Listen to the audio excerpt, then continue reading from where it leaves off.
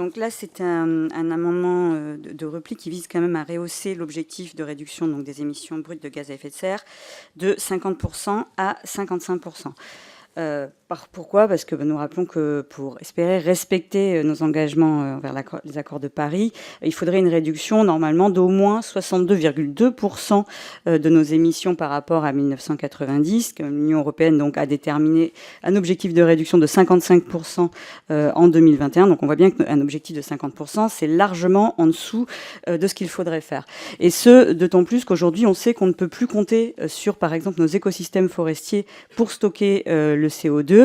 Ça a été dit, leur capacité de stockage a été divisée par 2 en 10 ans. C'est dû à une mauvaise santé de nos forêts, elle-même due à une température de plus en plus élevée, à un manque d'eau, qui par ailleurs rend aussi les arbres plus fragiles face aux attaques de scolytes, par exemple les insectes ravageurs. C'est dû aussi à une mauvaise gestion de la récolte de bois. En tout cas, l'IGN, l'Institut public qui gère les données cartographiques, dit que non seulement donc cette séquestration de carbone par les forêts a diminué de moitié depuis 2010, mais en plus ça devrait continuer à baisser d'ici 2050. Et même dans les scénarios les plus pessimistes, on parle d'écosystèmes qui finalement dégageraient du CO2 au lieu de le garder.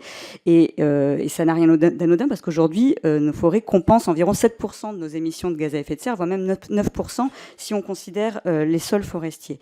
Donc on comprend bien que face à cette menace de nos capacités de stockage du CO2, il faut au contraire qu'on redouble d'efforts et qu'on ait des législations plus prudentes au fur et à mesure justement que les capacités de la nature à s'équilibrer elles-mêmes s'amenuisent par notre faute, par la faute de nos activités. Voilà pourquoi il faut absolument, à minima, relever cet objectif de réduction.